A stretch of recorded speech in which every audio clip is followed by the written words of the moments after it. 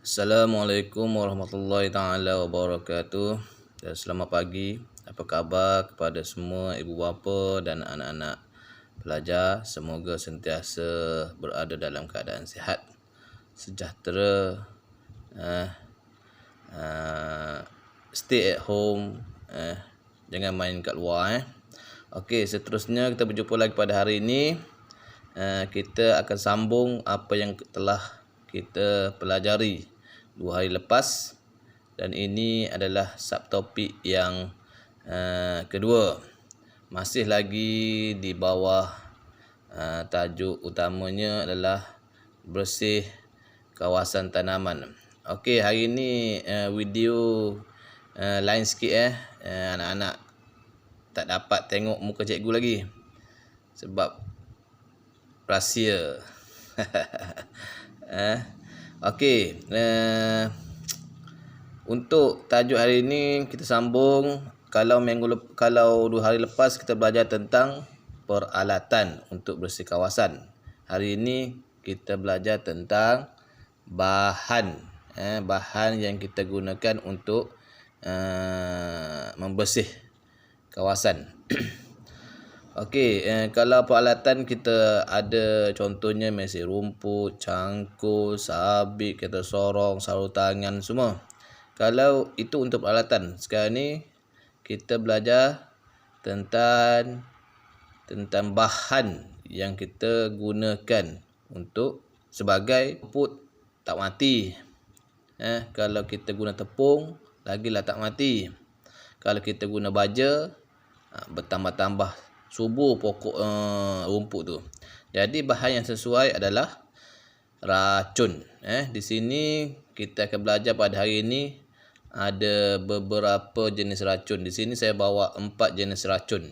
4 jenis racun yang biasa digunakan oleh petani untuk membersih kawasan, terutamanya yang berkaitan dengan rumpai. Okey, racun yang pertama, racun rumpai sentuh. Apa yang perlu kita faham tentang racun rumpai sentuh? Maksud sentuh di sini maksudnya bila kita sembuh racun tu terus kepada pokok, dia memberi kesan yang cepat. Contohnya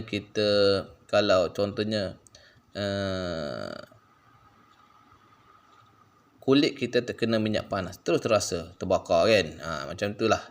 Racun ni bila disembuh terus pada pokok, pada rumpai, rumput ke apa ke daun-daun, kulit kita terkena minyak panas, terus terasa terbakar kan. Macam itulah. Racun ni bila disembuh terus pada pokok, pada rumpai, rumput ke apa ke daun-daun benda asing dekat kebun kita tu, dia dalam masa sekejap, tak perlu sehari pun, kadang 2-3 jam dia dah memberi kesan pada rumpai tersebut. Itu racun jenis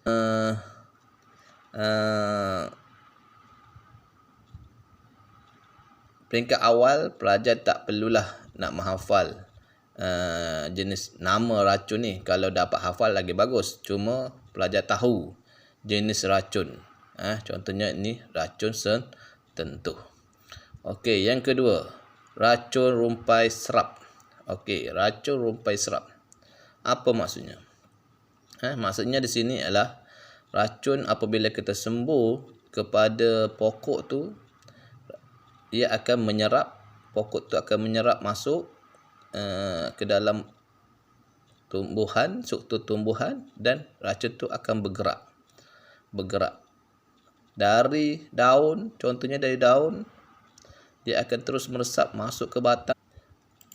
Kalau ikut racun yang saya selalu guna, 4 ke 5 hari baru dia nampak kesan.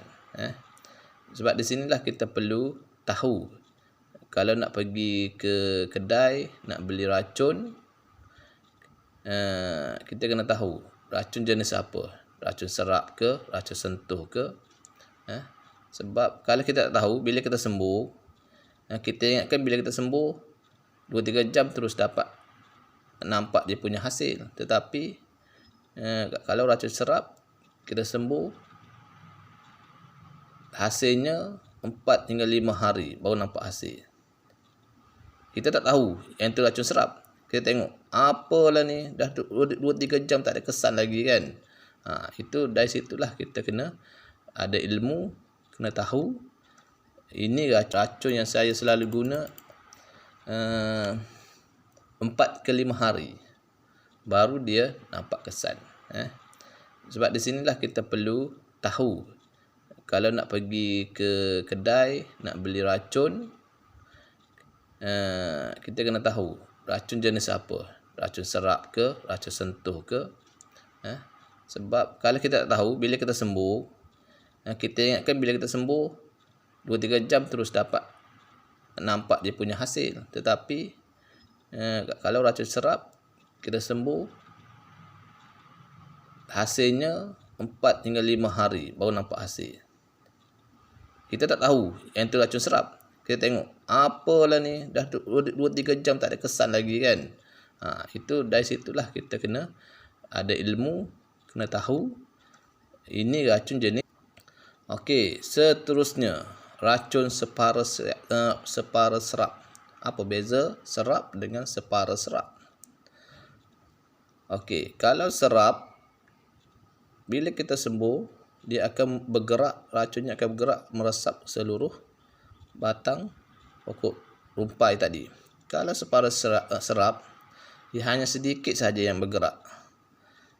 Maknanya tidak menyeluruh pokok tu, di bahagian permukaan dan sedikit di bahagian dalam. Maknanya dia tidak mematikan keseluruhan pokok rumpai itu.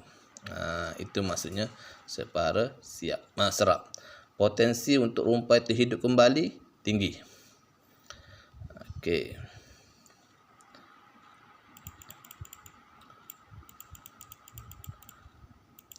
Okey, seterusnya racun yang terakhir untuk hari ini adalah racun rumpai sisa tanah.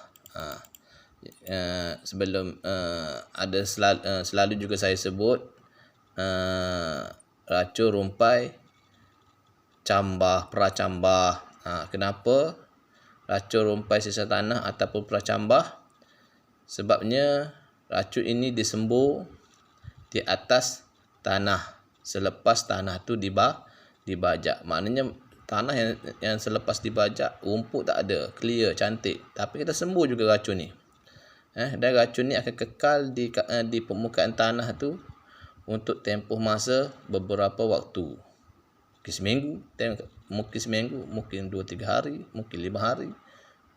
Tengok kepada kelas racun tu. Kalau racun tu kuat, mungkin tahannya lebih lama. Tujuannya adalah untuk mengelakkan, mencegah percambahan